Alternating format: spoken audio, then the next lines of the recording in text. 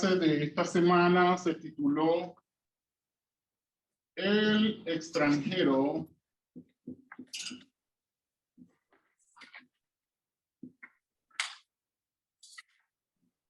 dentro de tus puertas.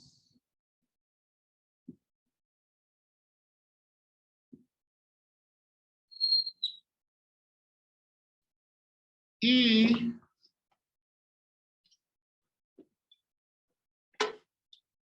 vamos a hacer memoria del origen de este versículo. ¿Cuál creen ustedes que es el origen de este versículo? ¿De dónde?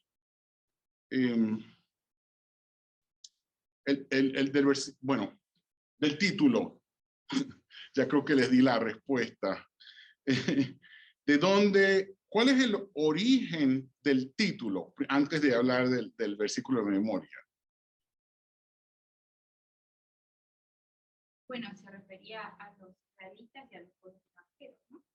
Sí, pero el extranjero, este título, ¿cuál es el origen? ¿Cuál es lo hemos escuchado antes o lo escucharon antes los israelitas? Claro, porque los 10 mandamientos lo mencionan. Ahí está. El origen se encuentra en los 10 mandamientos. Entonces, esto lo entendemos como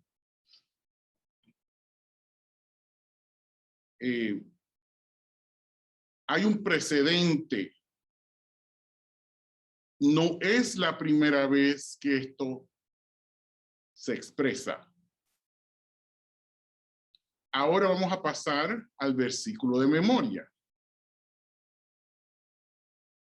Amaréis pues al extranjero, porque extranjero fuisteis en la tierra de Egipto. Es Deuteronomio 10:19. Ok. ¿Este es el versículo de memoria?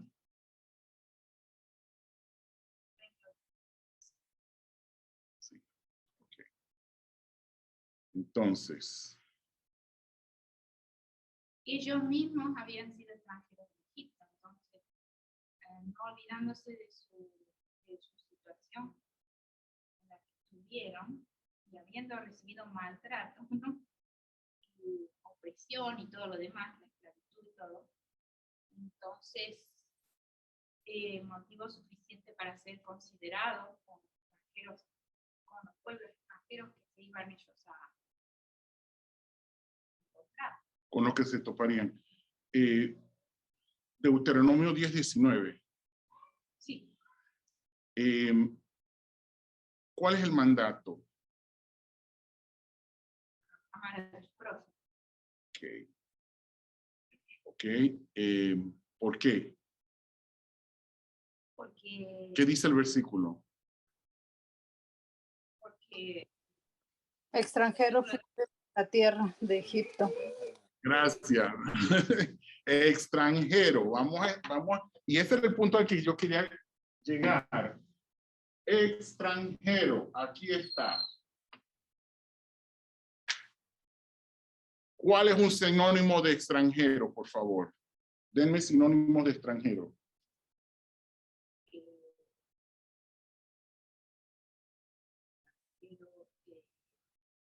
Me sale. Desconocido. Ok, un desconocido.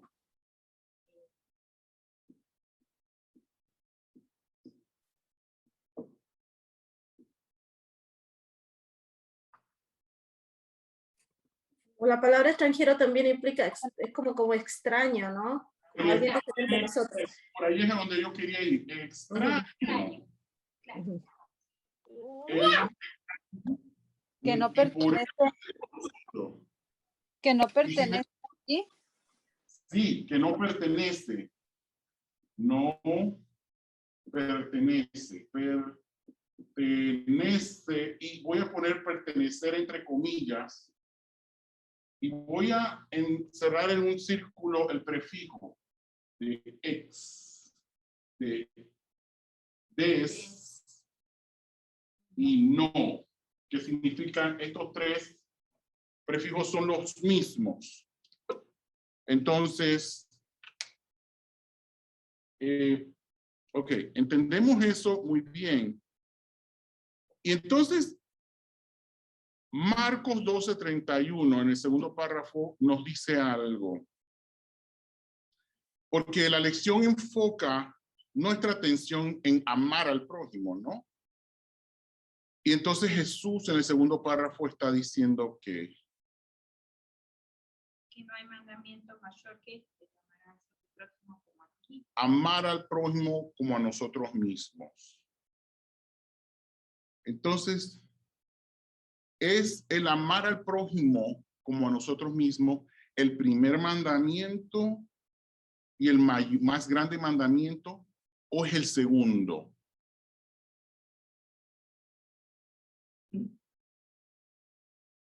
Pareciera que se contradice, ¿no? Porque está en primer lugar amarás a tu Dios y después dice que no hay mandamiento mayor que esto. Entonces pienso que si amo a Dios es una consecuencia de amar al prójimo, ¿no? Y porque basados en la clase de la semana pasada, que acordamos que amarás a tu Dios, y hablamos de la Shema, acá la Shema, oye, oh Israel, atención Israel, Dios, Jehová Dios es uno, es una unidad, y lo amarás con todo tu corazón, con toda tu fuerza, con todas tus almas, ¿no? Entonces vemos que este es el más grande mandamiento. Entonces, y les pregunto, ¿por qué si no por qué amar al prójimo? ¿Por qué creen ustedes que es así? ¿Por qué no amar al prójimo es más grande que amar a Dios? Bueno, ahí mismo la lección dice que combinó Cristo los dos mandamientos en uno. Están íntimamente relacionados. No puedes amar a Dios y no amar al prójimo. Y el verdadero amor al prójimo, su origen es en Dios, porque Dios es amor. Nosotros, el amar en el sentido ágape, es un milagro que solamente se puede producir en conexión a Dios, con Dios. Claro, claro, ok. Voy a hacer referencia también, vamos a seguir, al prójimo como a ti mismo. Uh-huh. Voy a hacer referencia a los viajes en avión. Cuando uno se monta en un avión, hay una charla hay un protocolo Uh-huh. de seguridad. Y todos conocemos este protocolo, todos los que hemos montado en un avión. Y uno nota los viajeros frecuentes. ¿Cómo los distingue? ¿Cómo distingue uno un viajero frecuente? Ya se sabe. Ya ni mira. Porque no, Ya ni escucha. desde que se sienta el viajero frecuente en su silla, se ocupa de leer, entretenerse, se ocupa, valga la redundancia, de ocuparse con su itinerario de deberes, o se pone a dormir. Entonces, pero hay una parte de ese protocolo que a mí me llama mucho la atención, y es la parte de cuando dicen cuando caigan las máscaras de oxígeno. Y la instrucción, ¿cuál es?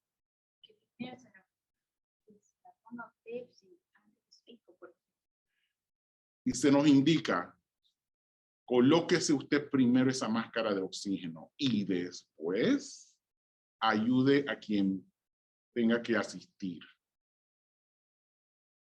Entonces, amar al prójimo como a uno mismo. Y esto es muy interesante porque iniciándose el amor a Dios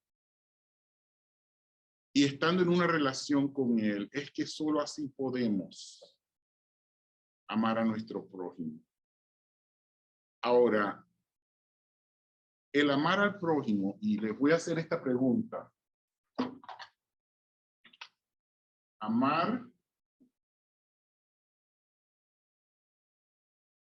al prójimo.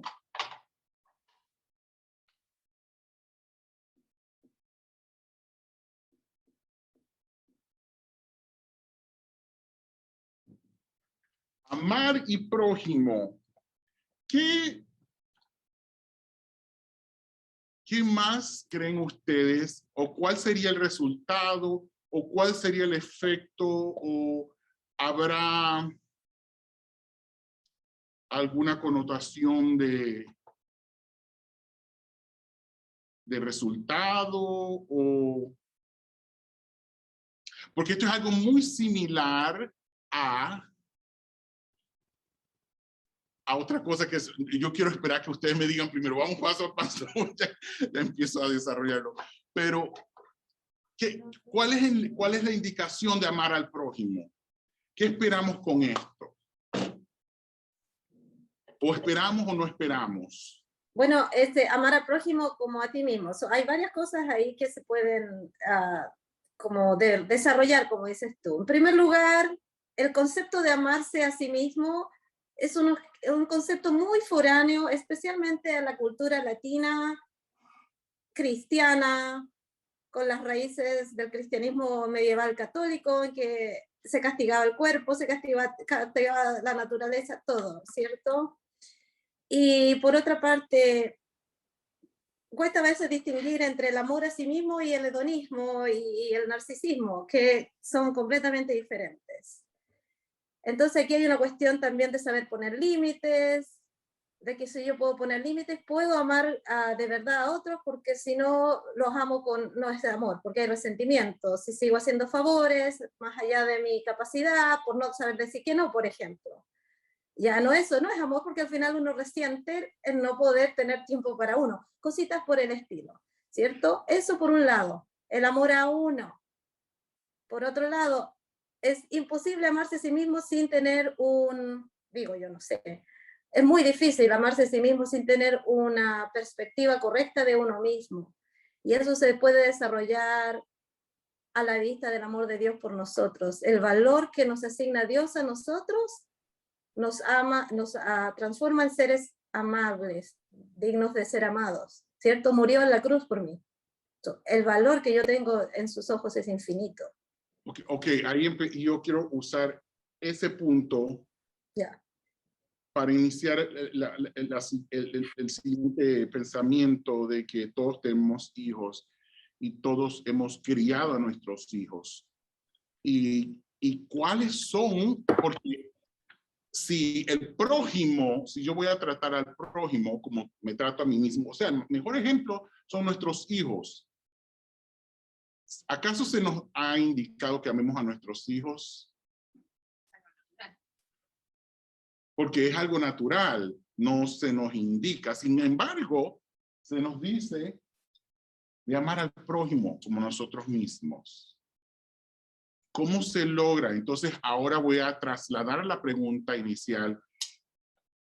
¿Cómo amo yo al prójimo? Voy a trasladar esa pregunta a cómo amo yo a mi hijo, a mis hijos. A ver, Adolfo.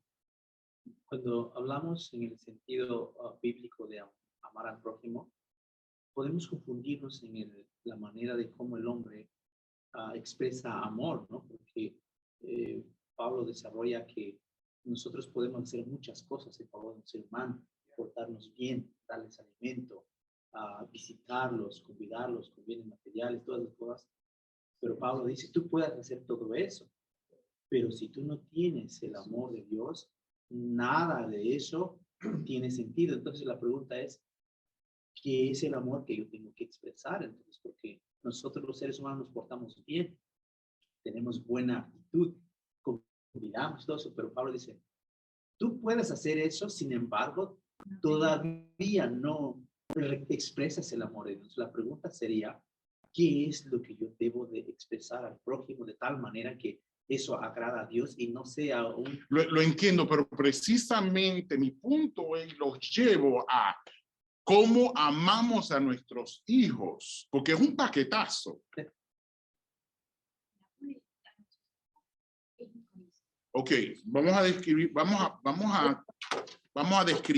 a desarrollar la palabra incondicional. Incondicional, ¿qué significa? Esto ya este prefijo lo tenemos acá. Lo voy a encerrar. Sin condiciones. Sin condiciones. Ok, a ver, Carlos. No amor para los hijos Ujú. são funcionais. Quando Maria e os irmãos de Jesus foram procurados, levaram para Jesus. A família está lá fora, como disse. Quem é minha família? Família são aqueles que obedecem. Então, muita gente deixa padres, livros, irmãos, por amor de Jesus. Ok. Eu penso que o amor para o corpo é quando Jesus encontra nós outros no caminho de Damasco. Nós caímos do cavalo. Jesus, nós chegamos no amor de Jesus. E Jesus envia a igreja para nós. Agora tu vais, fala para viver amor para Deus. Aí vai ser o filho, a esposa, o amigo, os vecinos todos. Claro, pero eso es después. Estoy hablando del punto inicial, cuando el hijo es concebido.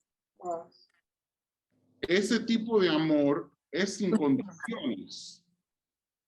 Pero aún no se habla del amor, porque cuando hablamos de amor está Eros, está el amor filial, Sí, sí. está el amor estorgué, dice. Sí, pero mi punto aquí es el prójimo como a ti mismo. En ese momento que nuestros hijos son concebidos, que es lo más parecido al amor incondicional de padre a hijo, de madre a hijo. Entonces, ajá. Yo veo en todo que hay que haber el equilibrio. Cuando estamos ligados a Dios, el amor de Dios, Él es un amor sabio, ese amor sano, que en la medida cierta, porque Cristo dijo, amar como ama a ti mesmo. No puedo amar más a mí y menos al otro. Y no puedo amar más al otro y menos a mí. Y nosotros como seres humanos tenemos esta dificultad de poner pero cuando esto ocurre, precisamente ese es el punto al que quiero llegar. ¿Qué pasa cuando yo amo? Los niños, normalmente las mujeres, cuando tenemos hijos, amamos mucho, pero porque tenemos nuestra responsabilidad de cuidar, de hacer el mejor, de conducirlos a Dios. Entonces, especialmente cuando son chiquitos, tenemos esa cosa de esquecer de uno para cuidar, para hacer el mejor para los hijos. Enquanto son niños, que necesitan de uno. Pero vamos por aquí entonces. ¿Y qué esperamos? ¿Cuáles son nuestras? Y aquí ya le estoy dando la respuesta. Que ellos nos reconozcan. Queixas, Respondan. que sea recíproco. Nuestro amor No es amor. espera obediencia. Que sea recíproco. Aquí lo acabo de poner en el tablero. La palabra es ¿cuáles son nuestras expectativas cuando concebimos a un bebé? ¿Cuáles son nuestras expectativas? Del bebé no, ¿Tenemos expectativas o no tenemos expectativas? no, del bebé no esperamos nada. ¿Ves el número No. que- No tenemos nada, Jimena, porque acá están diciendo que sí. A ver, Jimenita. No, del bebé no esperamos absolutamente nada. Todo es dar, dar, dar, porque el bebé es imposible de reciprocate, de dar. No hay recíproco. A ese momento Reciprocar. no existe la reciprocidad entre una madre y un bebé. El Ok, bebé ok. lo necesita todo. Ok, mi punto es este. Un bebé, nosotros sabemos que no puede cuidar de sí mismo. Claro. Ahora, la expectativa inmediata es esa. Pero la expectativa más a longo Ok, plazo. pero por eso, ustedes van acelerados hoy. Pero Están todos acelerados. hay expectativa del amor que yo le doy, porque si el niño me sonríe, si me mira, si me... Pero un bebé recién nacido no sonríe y no Yo mira. sé. Estamos en concepción, en el punto de concepción, porque nosotros llegamos, conocemos a las personas y enseguida tenemos un prejuicio, una preconcepción de quién es y de quién debe llegar a ser o quién puede ser. Nosotros conocerlo y entramos a las redes sociales y hacemos toda una investigación exhaustiva para asegurarnos de ver todo su perfil. Y lo hacemos en todos los niveles, el nivel académico, laboral, de amistad. A ver, Adolfo. Siempre que vamos a hablar del amor, si nosotros hablamos desde la perspectiva o visión humana, cada quien tiene su punto de vista y podemos estar divididos y está bien, porque cada quien comprende cómo ama o cómo expresa eso. Pero cuando Dios nos dice que tenemos que amarlo a Él y amar al prójimo, nosotros tendemos a veces a hacer un esfuerzo humano para hacer eso. Y ahí entramos en problemas. Entonces, la Biblia dice, mira, yo encontré la respuesta en Romanos 5, dice, y la esperanza no avergüenza porque el amor de Dios ha sido derramado en vuestros corazones por el Espíritu Santo. Eso, Si eso no ha sucedido, ok, no ese es el podemos punto llegar. al que yo quería llevar y me fui por donde los hijos y ustedes aceleraron. Por eso podemos discutir ese terreno humanamente. Mi no, punto no es el origen del amor es Dios. El amor de Dios tiene equilibrio, es perfecto. No es de más Exacto. ni menos. Y solo así es el que me da el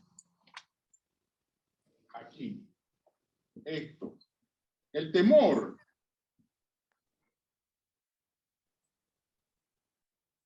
Lo anula. ¿Por qué? Porque entonces Él es el que me da la sabiduría, la entereza, la templanza, la fortaleza para sobreponernos de todo cuando conocemos a personas que después de nuestra investigación exhaustiva creemos que es una buena persona y nos tratan bien y andan con nosotros y vamos a decir que en este sentido todos son extranjeros, porque si fueran conocidos no fueran extranjeros, pero el prójimo es un extranjero. Empezamos a conocerlo gradualmente. El próximo en portugués puede ser alguien que yo conozco y alguien que yo no conozco. Todos son mi próximo. Para nós, todas as pessoas que são e nós citar Jesus como aquele cara que nós vamos citar, fora da igreja, fora de Cristo, é importante. Sí, porque es un extranjero al evangelio. Es cierto. O sea, pero quiero llegar allá. Antes de llegar allá, tengo que establecer la plataforma del prójimo. Vamos para allá. Para allá es que vamos a terminar. ¿Quién es el extranjero eventualmente? Entonces, ¿y quién llega a determinar quién es el extranjero? ¿Quién determina quién es el extranjero? ¿Acaso las personas cargan rótulos que dicen yo soy extranjero? Apenas la región, a donde yo nací, cuál es mi cultura, mi religión. Ahí está, un extraño, un desconocido, una persona que no pertenece. Y aquí es lo que está diciendo Carlos. Es una persona que no ha aceptado al Señor. Pero eso es más adelante, vamos por allá. Mi pregunta es... Essa pessoa pode estar em tu casa, pode estar. Sí, claro, claro, pero no... ¿Quién determina quién es extranjero? ¿Lo determino yo o lo determina la otra persona?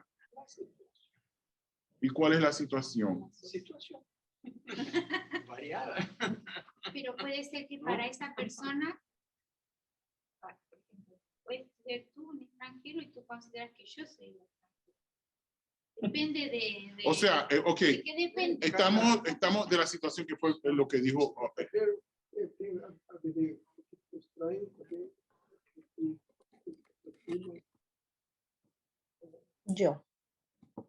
Yo creo que yo. Yo soy un extranjero, ok, desarrolla. yo creo que yo determino quién es el extranjero. Yo, cada uno personalmente determina quién es el extranjero para ti. Ok, ok. Entonces, Cristo nos está diciendo, oh Dios, trata al extranjero como, sé amable, como dice, con el extranjero que está en tu casa. Tú estás determinando quién eres el extranjero, nos está dando una pauta para tratar con aquellos que nosotros consideramos extranjeros. Punto de partida. La perspectiva mía a quien considero un extranjero. Los demás que eran de otra nación. De otra nación. Adolfo. Sí, la Biblia nos da el principio de cómo nosotros podemos llegar a considerar quién es extranjero o nosotros somos extranjeros. Cuando Dios adopta al pueblo hebreo, dice Dios, yo te liberté de Egipto, yo te elegí mi pueblo, ahora ames al que no me conoce y aún el que no ha llegado al conocimiento de su Salvador. Entonces, cuando nosotros recibimos a Jesús y recibimos el Espíritu Santo, Dios ahora nos guía a saber que ellos necesitan conocer a ese Dios y ser tratados igual como Dios nos trata a nosotros. Entonces, cuando una persona acepta la verdad bíblica, esa persona tiene la responsabilidad de aceptar a otros como igual a él. Entonces, esa es la Biblia que nos indica quién es. O sea, el amor de Dios. Sí. Entonces, lo que determina un grupo, porque para ser extranjero, hay una experiencia, hay Principios. Hay principios. Ajá. y hasta de repente en tu misma familia te sientes extranjero porque es otra filosofía, otra forma de pensar, otro... ¿Qué pasó? Y aquí vale hacer la pregunta, ¿quién ratifica quién es el extranjero? Porque nosotros iniciamos con que esta persona, o sea, parto de mi perspectiva. Claro. Ahora, ¿quién lo ratifica? Porque una familia que una de las personas O la palabra... Sí, pero ¿quién lo evidencia? El amor de Dios. O ¿Quién lo evidencia? Y vamos a hacer el... La persona, el extranjero. Ahí está, ahí está, ahí está. Tenemos, y este diagrama creo que se lo he compartido anteriormente. Este soy yo. El próximo. Vamos a ponerle un sombrero. Vamos a distinguir al extranjero con un sombrerito. A ponerle un sombrero chileno de pana negra.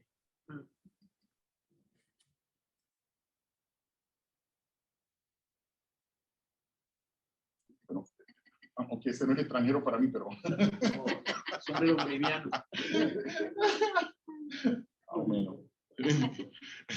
Entonces, tenemos a dos personas. Esta es mi perspectiva.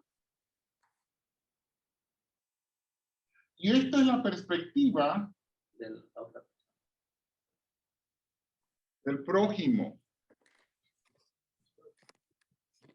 Entonces, allí entra. Esta es la perspectiva divina. Hay diferencia entre próximo y extranjero. para em português é bem diferente, né? Sí, sí. Estrangeiras de outra nação. Próximos são todos os que me rodeiam.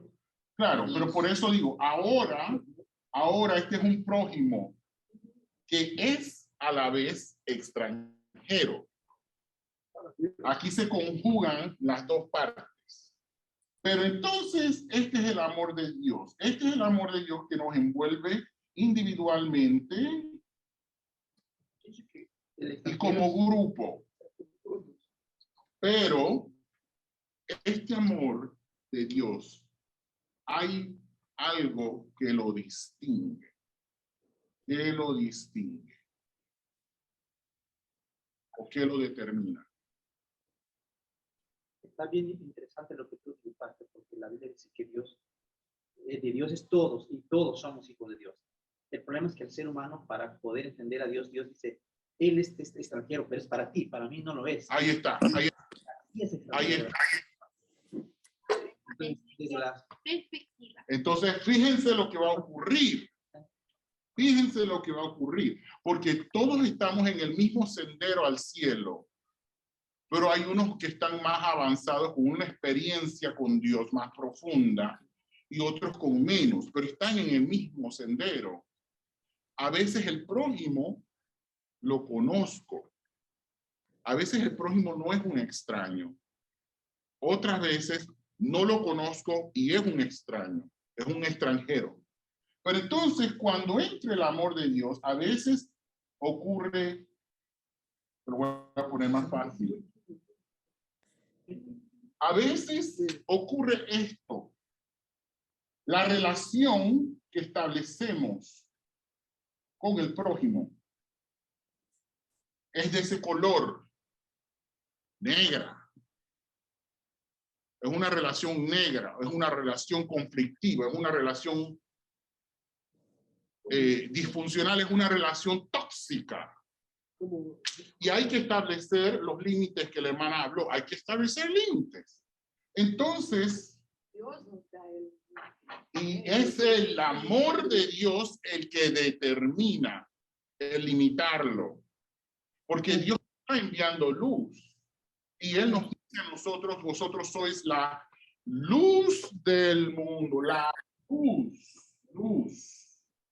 luz, el carácter, y esto va con amor, verdad y libertad.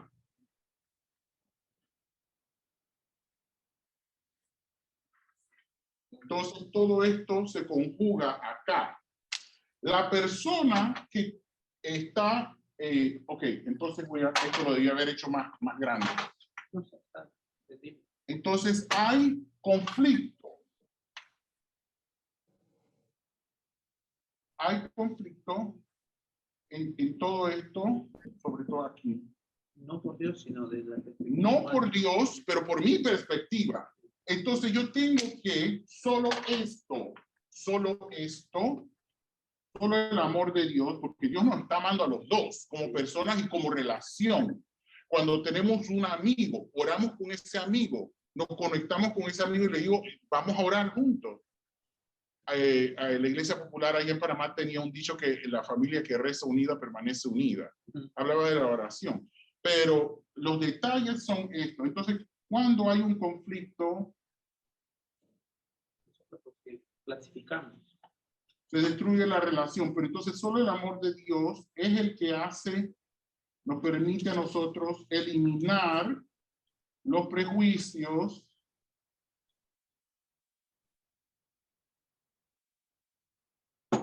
nos permite eliminar los prejuicios, nos permite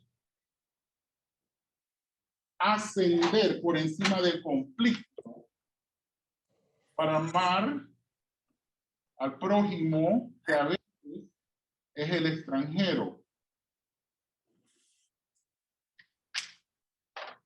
Nosotros conocemos la situación política en Venezuela.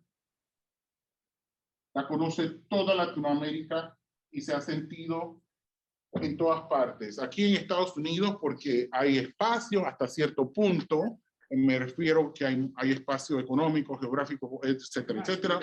Entonces, no se siente La repercusión. intercambio que se ha dado en Latinoamérica.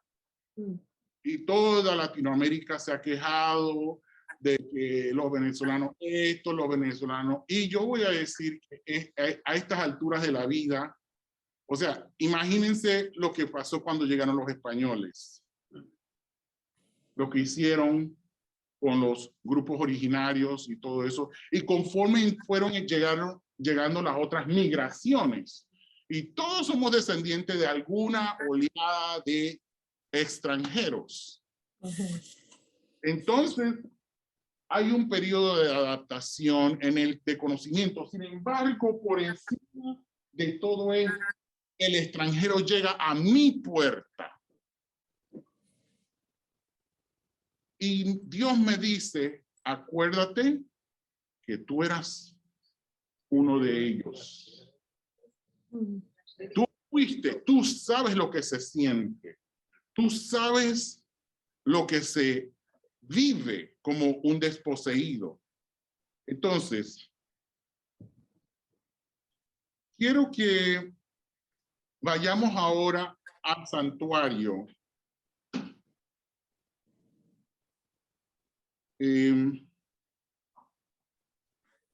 Porque quiero hablar de Deuteronomio 10, 1 al 15.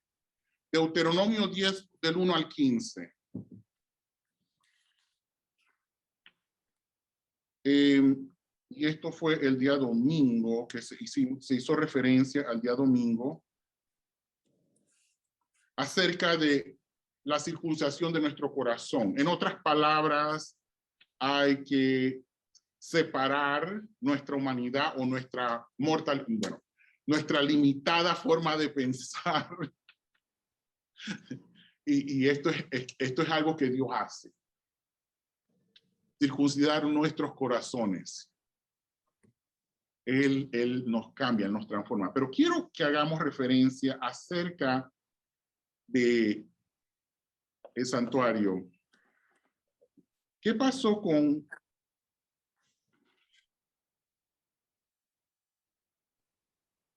las tablas de la ley? Entonces, habían dos juegos de tabla de ley. ¿Qué pasó con la primera? ¿Qué pasó con la primera, con el primer juego de las tablas de la ley? Moisés la destruye. Y esas fueron talladas por Dios. Entonces, en Deuteronomio, el capítulo 10, el versículo 1 al 15, él vuelve a tallar otro juego de 10 mandamientos, pero esta vez ¿en qué lo hace? Lo prepara. Madera, ¿o no? Madera. Dios talla en madera.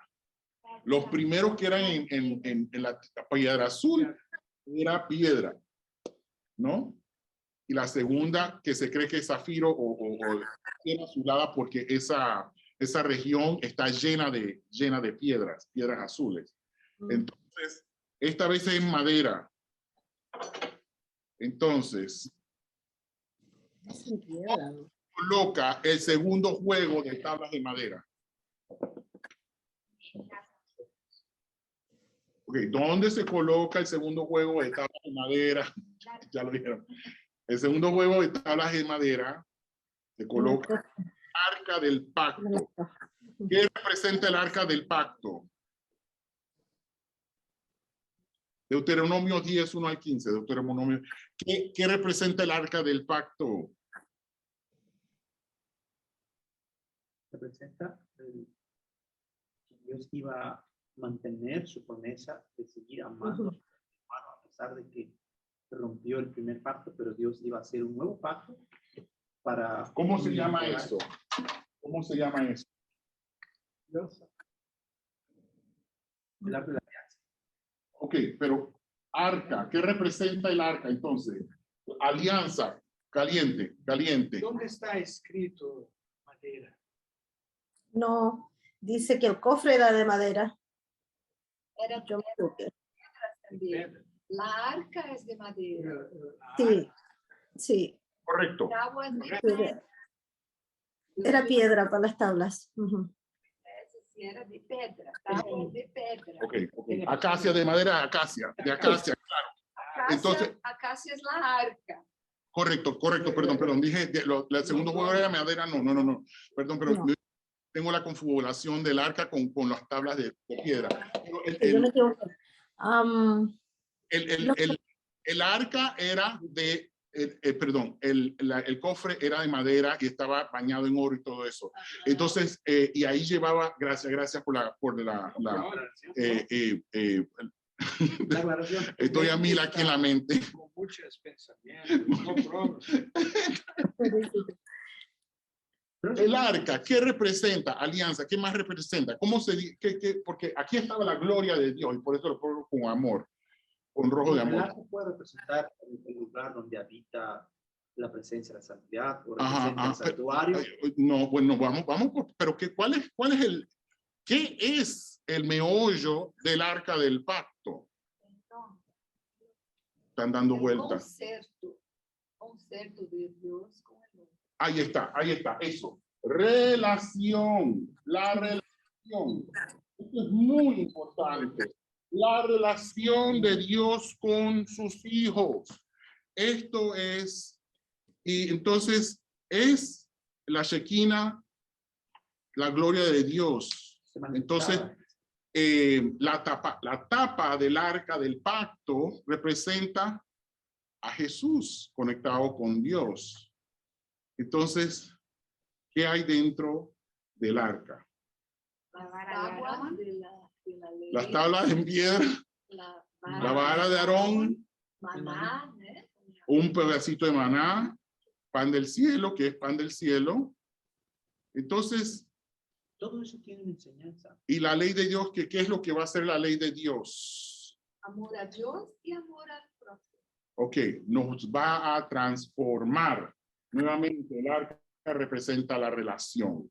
Ok, entonces, ¿cuál es la lección que obtenemos de este juego nuevo de las tablas de la ley y del arca? Bueno, según la lección es de que las primeras tablas fueron externas, por lo que se escribió en tablas de piedra, al igual que los segundos que también se hicieron, pero la enseñanza es de que lo que Dios había hecho era algo externo, es una expresión externa, pero ahora Él quería mejorar eso. Después Jeremías dice, Jeremías 31, y ahora Dios iba a hacer un nuevo pacto que ya no las va a poner en tablas de piedra externas, sino que ahora Él quiere ponerlas en el corazón del ser humano, y eso es lo que hablábamos hace ratito.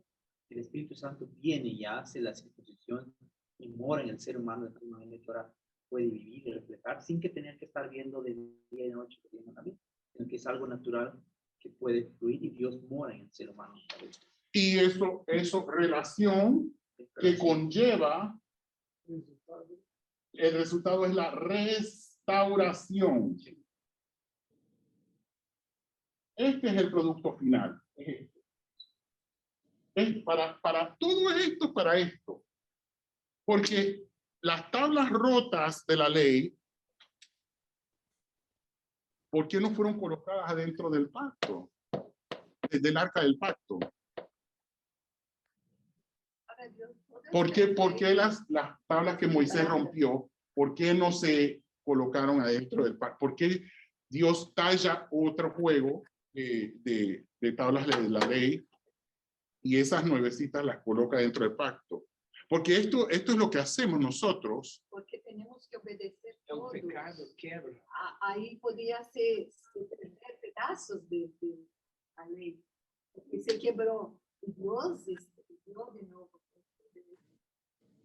Todo de nuevo. Para que ellos no olvidasen. Fue escrito en piedra. Porque no, para que No se cambiara, no se alterara. A ver, Alejandra. Porque las tablas rotas fue con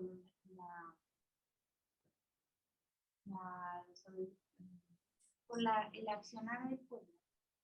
Del accionar del pueblo. ¿Sí? porque Moisés, al ver cómo Oh, sí, pero vamos por parte. ¿Quién rompe las tablas fue Moisés, Fue Moisés. fue Moisés. Fue Moisés. Ok. Hace 2 o 3 lecciones Entonces, leímos. Perdón.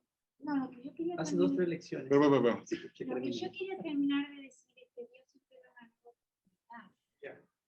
Ahí está. Porque él está interesado en la relación, en la Él está conexión, en restaurar. en restaurar.